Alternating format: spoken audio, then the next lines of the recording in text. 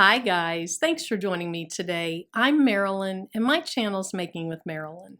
Now I do all things crafty, but on today's video, I'm going to make a rhinestone shirt.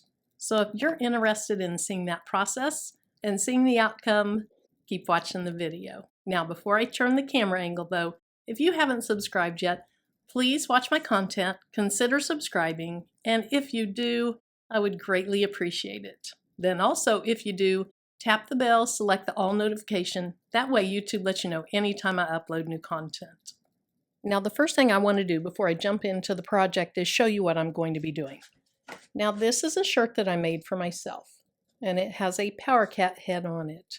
When I originally made this design, I actually had 3 of my best friends in mind because they are huge Kansas State University fans. So I made the template. I actually have a video of myself making this template. So in case you're interested in learning how to make rhinestone templates, I'll put a link to this in the video description.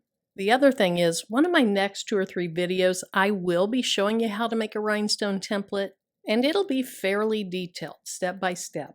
Now, Kansas State's colors are purple and white, and I believe silver, but we're going to focus on purple today. So I have a purple shirt, and then I want to show you the rhinestones that I'll be using. Now, I get my rhinestones from the Baby's Booty. She has a YouTube channel. She has an online store. So I'll link to both of those as well. And I'll talk more about the rhinestones as we go on. Now, on this shirt, I'm going to use this violet stone. This is a new color that she's going to feature in her upcoming buy-in, and that buy-in starts in a little bit more than a week from now. So I need to try out this color to see if I want to order some larger containers. So she has really large containers, medium containers, and then a somewhat new product that she has. These are called ice picks. And the reason they're called ice picks is because you get to pick 5 different colors. So for example, you can pick the violet. This is Rose B. I'm not going to use these today, but I think those 2 would be beautiful together. I think they would complement each other really nicely. But for today, we're just going to stick with the violet. So I have my purple shirt, I have the rhinestones. Before I press the stones on my shirt, I'll roll it with a lint roller. And then here's my template. Now this template is made out of rhinestone flock. I got this flock off of Amazon. It was the first flock I ever bought. It's very similar to the gold standard flock, but just a little bit lower quality. This is definitely my favorite. Then I have the Amazon flock, and then I even use glitter cardstock sometime. And I have videos showing this, so if you're interested in that, you might check those out. Now this is a tool that I use to brush the rhinestones in. Then to fix ones that are upside down or empty holes, I have my little rhinestone picker tool. And so I'm going to start by putting this cardstock under there so you can really see it. Once I have all my rhinestones in the flock, I'll use some transfer tape. This is special transfer tape made for rhinestones, made to withstand the heat. I'll pick them up, transfer them to my shirt, and then I'm going to use my heat press. Now, if you don't have a heat press, but you have a Cricut Easy Press, you can use that. I prefer the heat press simply because I know I'm getting good pressure and really even pressure. So to get started, I'm just going to dump a bunch of these on this top left corner of my Power Cat head and go in circular motions. Now somehow the rhinestones mostly flip over. They go in the holes, and you don't have too much work to do afterwards.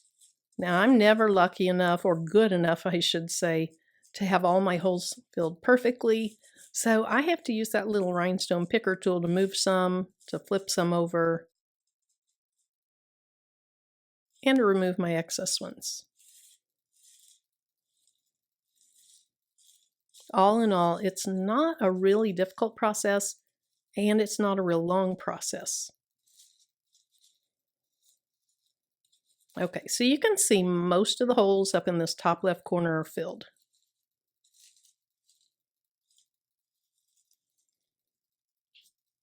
So we'll just keep on going with this process. And then once I have most of the holes filled in, then I'll show you what you need to look for. Look at how beautiful those are. So blingy, so pretty.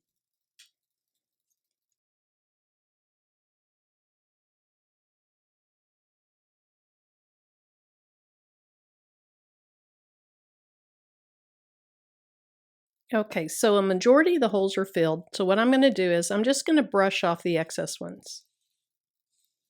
And I'm just using a light hand, mainly the weight of the brush, just pulling them up off the top, off the sides, off the bottom. And I want to get them far enough away from my template that when it's time to pick these up with the transfer tape, I'm not picking up extra rhinestones. Now the back of rhinestone flock is sticky, so I have it stuck down to one of those inexpensive chopping mats that you can get at the Dollar Tree store. That way I can store them on the mat, and I'm not putting my flock down on my table, lifting it back up and stretching it out. So there's a few things I need to do before I put my tape down. I need to look for open holes, I need to look for extra stones, and I need to look for stones that are upside down. So I can see there's an extra stone right here. So I'm just going to pick it up and put it in an empty hole. And I see one right there, so I'll do the same thing with it.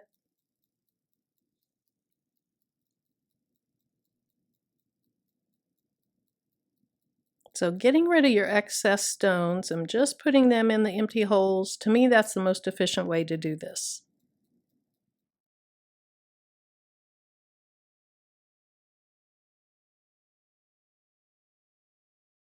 Now I think I have all the excess stones off, so now I'm just going to use my little scrap pile beside my template and fill in the other holes.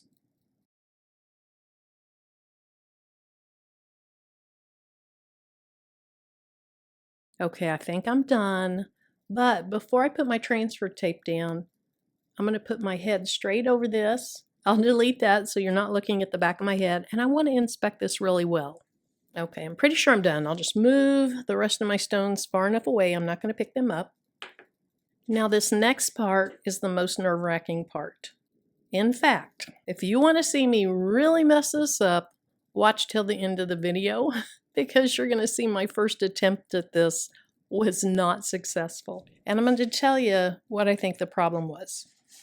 Now this is the transfer tape, so I have to pull it off the backing. You can reuse your transfer tape until it's not sticky enough to pull up stones anymore. All right, it's going to be kind of loud to pull this off. Let me pull it away from the microphone. Now this, at least what I buy, and I just get it off of Amazon, it comes on a roll. So you know it's going to have a natural way that it wants to bend. And I think what I did wrong earlier was, see, this is its natural way to bend. This is not its natural way to bend. And earlier I was fighting against the natural way to bend it, and so I had gaps under it. And then when I was going to flatten it down, my stones weren't going to be spaced right.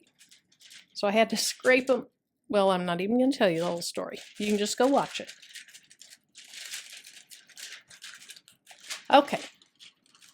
So I have it with its natural bend. I'm holding it up just about 1.5 inches off my template. It's curved down in the middle, kind of like a taco. I barely have a hold of it on the sides. So I'm going to lightly put this down. Once I touch it to my stones, I just have to commit and keep going. And thank goodness that time it worked out. Well, once I get it down there, I want to just kind of push down on those stones. And if there's any that kind of got out of their hole or they're not exactly in the right place, when you rub these back down, they'll kind of fall back down in the holes. And to me, that's a good way to make sure they're in the right place.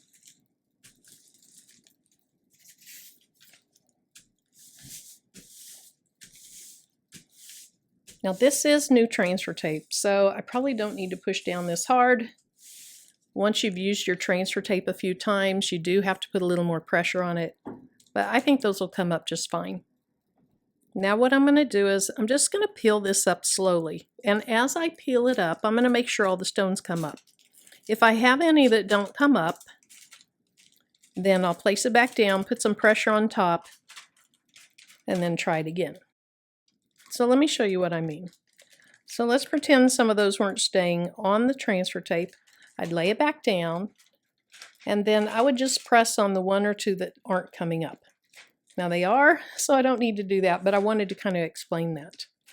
Now with this transfer, it is big. This is a very large one.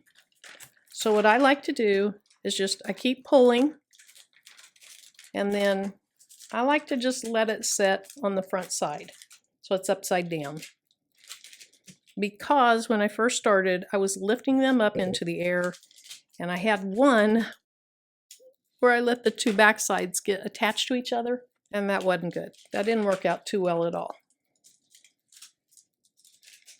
So until I'm ready to use this,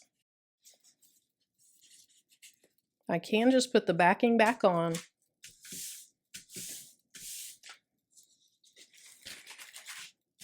And my transfer's ready. Now it's really glary to you, I can tell. Hopefully that's better. That's beautiful. I think I'm going to love these light purple stones on that dark purple shirt. Now I do a couple things to prep my shirt.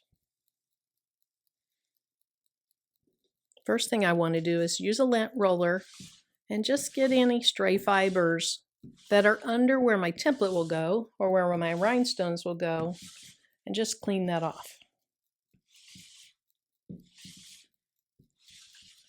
Then I want to take this to my heat press and pre-press it to remove moisture, as well as get a really nice flat surface.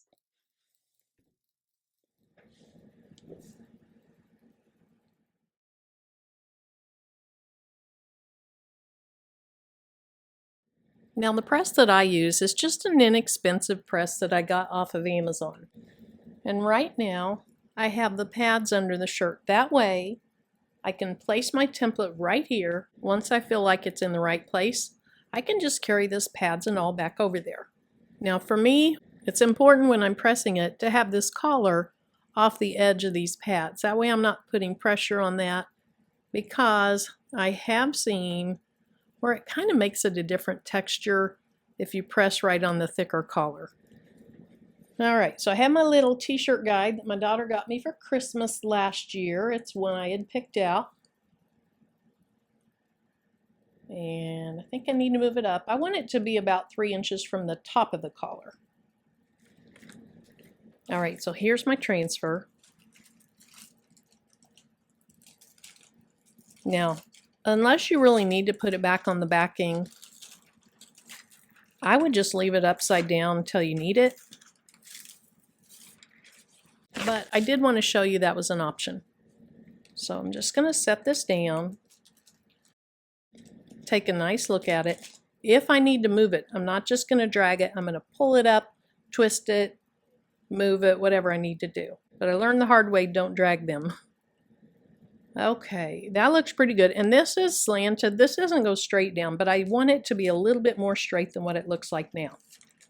I'm just going to lift this up and kind of pivot it a little bit. Put it back down.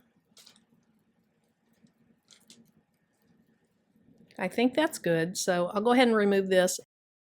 And then before I go to the heat press, I will hold this up. I'll just kind of eyeball it, make sure it is good.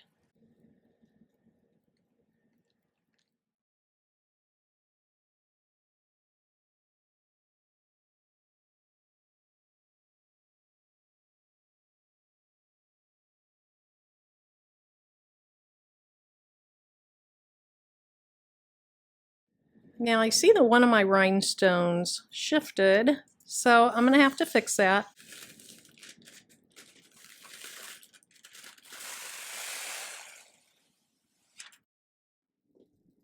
Now I see a couple stones actually that got just a little bit out of place, but isn't that beautiful? That is so pretty. I want to show you the difference between using these violet and using just a regular crystal stone. Now, I absolutely love crystal stones, and I think if you're just starting out and you're wondering what color should I get, definitely get some crystal. Now on the black, this crystal's beautiful. It would be beautiful on the purple too. But look at the difference in those. But that makes a huge difference. The color of these just blend in with the shirt really well, but still give a ton of bling and reflection.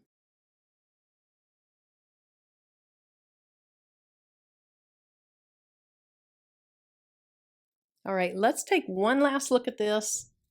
Isn't that beautiful? Look at the sparkle of those stones. So thanks so much for joining me today, and until my next video, bye-bye. All right, I just did something that I've never done in a video. There's a hump here, so I'm trying to figure out what I'm going to do to fix that. Because if I lay that down now and this hump is there, those stones aren't going to be spaced correctly. So, time to problem solve. Oh, what a mess. That's a darn shame.